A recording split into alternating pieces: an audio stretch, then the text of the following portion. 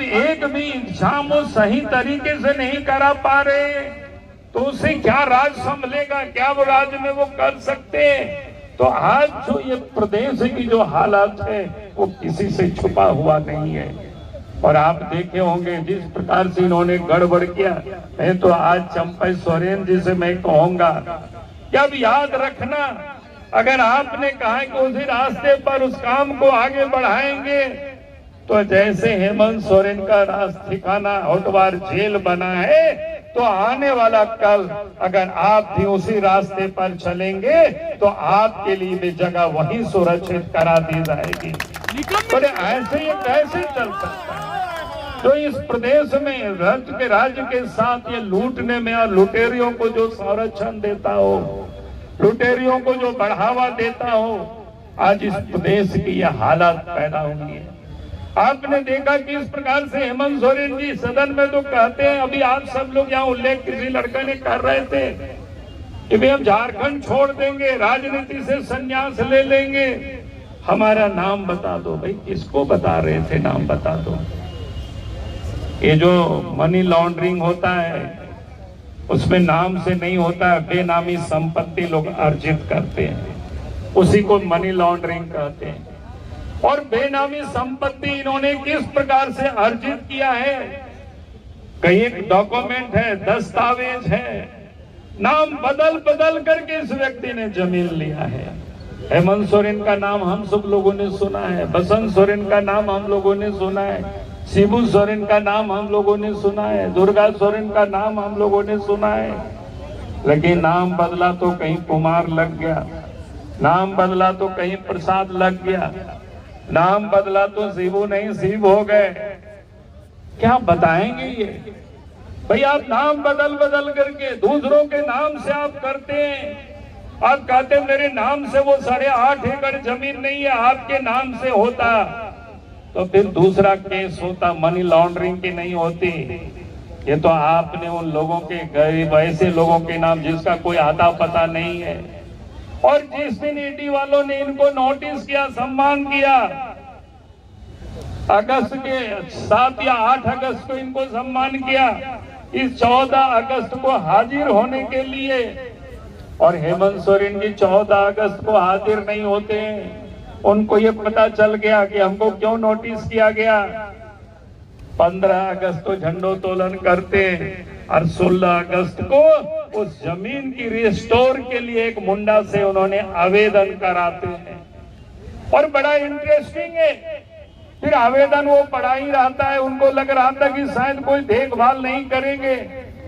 वहां आपने देखा होगा कि वहां से इसने लोगों ने वीडियो भी बनाया था, जो वहां चौकीदारी करता है उस जमीन पर। उनसे पूछा गया कि जमीन है किसका, तो वो बताते क्या है कि आसपास के लोगों से पूछ लीजिए, सब हेमंत सोरेन जी की जमीन है।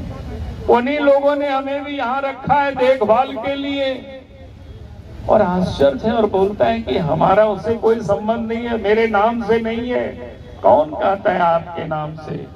आपने बेनामी संपत्ति या कुछ काली कमाई के पैसा को कहाँ इन्वेस्ट करेंगे?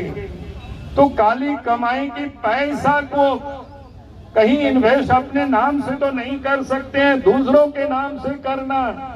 और जब पता चले तो वो कह देते हैं कि ये मेरा नहीं है, वो तो रिस्टोर हो गया। मैं तो लोगों से कहता हूँ, किसी की गाड़ी मान लो चोरी हो जाए, क्योंकि वास्तव में ये भ्रष्टाचार नौजवानों के साथ ही नहीं बल्कि इस पूरे झारखंड प्रदेश को ये बर्बाद कर रही है। और इसलिए मैं आप सबसे कह रहा हूँ, जिस वक्त जेसीसी का एग्जाम की तारीख की घोषणा हुई, मैं याद है कि 2-3 दिन पहले से कई जगहों से लड़के लोग टेलीफोन कर रहे थे कि सर सीट बेचा जा रहा है। लोग बता रहे थे टेलीफोन करके 35 लाख 50 लाख। हमने कहा यार इसका कोई सबूत तो होना चाहिए, कैसे कहने से कैसे होगा? बेचारा सबूत कैसे इकट्ठा कर सकता है? लेकिन लोग कह रहे थे, ये तो सब जगह से शिकायतें आ रही थी। और वास्तव में शिकायत सुन करके मन को बड़ी बेचैनी होती थी कि भाई क्या हो रहा है राज्य में। इस प्रकार की स्थिति ये सिर्फ बच्चों के भविष्य के साथ ही नहीं बल्कि झारखंड के भविष्य को भी बर्बाद करने की तैयारी हो रही है। और उस समय से ये बात भी चल रही थी कि भाई इसका तो इस प्रकार के जो हालात है वो कतई नौजवानों को बर्दाश्त नहीं करना चाहिए। नौजवान ही नहीं बल्कि संपूर्ण झारखंड वासियों को भी इस प्रकार के कदाचार को कभी बर्दाश्त नहीं करना चाहिए। क्योंकि आज जॉब के लिए कोई 35 लाख 40 लाख 50 लाख रुपया वसूल करेंगे तो एक प्रकार से एक तो उन होनहार छात्रों का जो माड़ भात खा करके गरीब माँ बाप बच्चों को पढ़ाते हैं, बच्चे दिन रात मेहनत करते हैं, परिश्रम करते हैं ताकि किसी प्रकार से वो सफल हो जाए, वैसे होनहार और मेहनती बच्चों के ऊपर भी आघात करते हैं।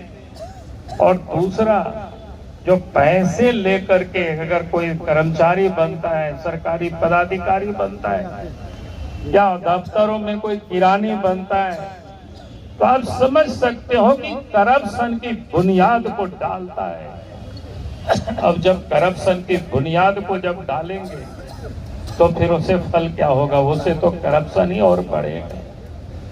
तो इसीलिए ये जो हालत पैदा किया इस प्रदेश के अंदर में, और ये पहली दफा नहीं हुआ है, ये 4 वर्षों में जितनी लंबी लंबी बातें किया। पहले भी आपको याद करिए जेपीएससी का जब एग्जाम हुआ था उस वक्त भी सीरियल से बच्चे लोग पास किया था, और उस वक्त जब विरोध हुआ था उस वक्त तो पहले वो मानने को ही तैयार नहीं थे। और जब सबूत के साथ नौजवानों ने उस समय छात्रों ने परीक्षार्थियों ने दिखाया तो उसको स्वीकार करना पड़ा। और उसके बाद की घटना भी आप सबको पता है, जब नौजवान सड़क पर विरोध करते हैं तो उसके ऊपर केस करते हैं, उनको केस करके डराने की कोशिश करते हैं। और इस बार भी वही हुआ है। जिन लोगों ने गड़बड़ किया है, जिन लोगों ने बेचने का काम किया है ना नौकरी को, उसके लिए तोल मोल कर रहे हैं। पेपर आउट होता है, पेपर लीकेज होता है, उन संस्थाओं के ऊपर नेम्ड एफआईआर नहीं करते। जो संस्थान में जो लोग बैठे हुए उन लोगों के ऊपर एफआईआर नहीं करते। आखिर इतनी बड़ी गड़बड़ी कैसे हो सकता है? एफआईआर किसके ऊपर होता है? जो नौजवान सड़क पर आकर के जो विरोध करता है उन लोगों के ऊपर तो एफआईआर करते हैं। और 1 2 3 नहीं 11 ऐसे दफा लगा देते हैं ताकि बच्चों का भविष्य बर्बाद हो जाए। और इतना ही नहीं बल्कि कानून भी उन्होंने ऐसी बनाया। पिछले दिनों आप सबने देखा होगा, मानवों ने तो विधानसभा में भी उसका विरोध किया था। उसमें उन्होंने उन लोगों का भी जो लोग छात्र विरोध करेंगे कदाचार की, जो इस प्रकार की गड़बड़ी होगा उसका जो आवाज उठाएंगे उनके ऊपर भी वो केस करेंगे, ताकि उस आवाज को भी दबाने की ये कोशिश करते हैं। इसलिए आज मैं यही कहने के लिए आया हूँ। आज जो झारखंड प्रदेश में पहले हेमंत सोरेन के नेतृत्व में क्या कहते हैं उसको पार्ट 1 की सरकार थी, अब पार्ट 2 की सरकार तो अभी तुरंत बनी है। लेकिन ये क्या करेंगे? ये तो लोग कहते हैं ना पूत के क्या कहते हैं, पूत के पांव पालने में ही पहचाना जाता है। तो अब तो ये पहचान में आ रहा है, जब इतना बड़ा घटना घटा है, 6 लाख से अधिक लड़के इस एग्जाम में शामिल हुए थे। दूर दूर के गांव से लोग आकर के मेहनत करके शामिल हुए थे। अभी एक छात्र का भी उल्लेख कर रहे थे, तो आप समझ सकते हो। लेकिन उसके बाद भी उन एजेंसी के ऊपर नेम्ड एफआईआर नहीं किया गया। उस जेसीसी के चेयरमैन, उसके वहां के पदाधिकारियों के ऊपर एफआईआर नहीं किया गया। अब किसके ऊपर जांच दिया गया? एसआईटी को संभवतः कहा गया है कि डीएसपी उसकी जांच करेंगे। अरे भाई, वो डीएसपी क्या जांच करेंगे? जहां पर इतने बड़े बड़े लोग गड़बड़ करते हैं, डीएसपी का कहाँ होता है हिम्मत होगी कि उन लोगों से वो जांच करके दोषियों तक वो पहुंच पाएंगे? ये तो लीपापोती करने की कोशिश हो रही है। तो आज तक पार्ट 1 की जो सरकार थी झारखंड मुक्ति मोर्चा कांग्रेस और राजद की, तो इस सरकार ने पहले तो पत्थर को भी बेचने का काम किया। जमीन को भी बेचने का काम किया, बालू को भी बेचने का काम किया, लोहा को भी बेचने का काम किया।